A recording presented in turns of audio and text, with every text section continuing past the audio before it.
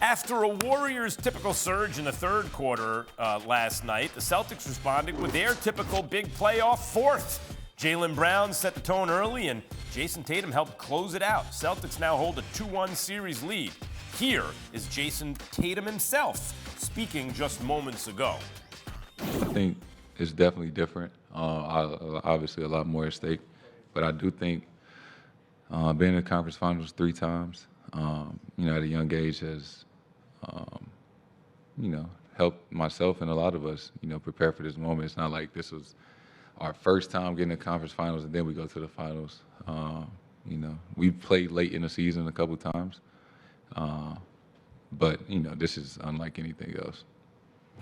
Our Celtics reporter, Tim Bontemps, joins us now from Boston. Tim, the latest on Time Lord, Robert Williams, who was huge in Game 3. Well, Max, Robert Williams just said a few minutes ago that he's feeling good today, and I think probably the number one thing going into Game 4 for both teams very well may be how Robert Williams' left knee feels tomorrow. As you saw last night in Game 3, when Robert Williams was out on the court, the Celtics were the dominant team in that game. They were plus 21 in his 25 minutes on the court, and unlike Al Horford, who struggled plenty of the times trying to get out and guard Steph Curry in those pick and rolls, Robert Williams is still effective enough, even with the left knee soreness he's been dealing with, to get out there and bother him just enough to prevent Steph from going off. And as we've seen throughout these playoffs, as he's dealt with up and down days with this knee soreness as he's gone along, some days Robert Williams feels really good, like he did in Game 1 and Game 3. Some he feels not so good, like in Game 2, when he was not moving around well at all, and the Celtics got blown out of the gym. So as the Celtics try to go up 3-1 in this series, watch Robert Williams in Game 4. I think how he looks moving around on the court will tell the big part of the story of whether the Celtics are able to win that game or not. Isn't it crazy how many most important players in the series there are? But Robert Williams is a guy whose presence on the Celtics, if they win the title, with him, championship team. Without him, I don't think so. Why has this Boston team been so resilient? 7-0 after a loss in these playoffs.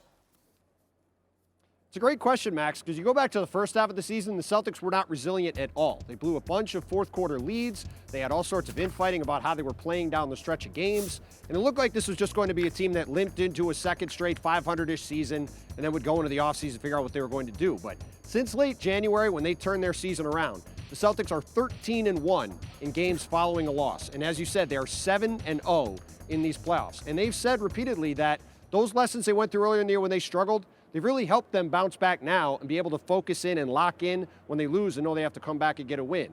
But on the other side of that, Max, what the Celtics have not done in these playoffs is respond well to wins. Repeatedly since the start of the Milwaukee series in the Eastern Conference semis, the Celtics have fallen flat after coming out and winning, and they've had all these 7-game series as a result. And as they go into this Game 4, the message right from the end of Game 3 last night, Ime Udoka, his last thing he said in his press conference was, the message to his team was, we've done this after losses, we now have to do this after wins. And tomorrow night in Game 4, Celtics have a chance to establish home court again in this series, go up 3-1. To do that, they're going to have to do what they have not done so many times the last 3 rounds. Follow up a win with another strong performance at home.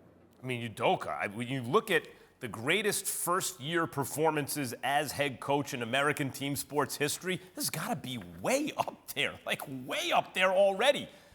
Thank you, Tim.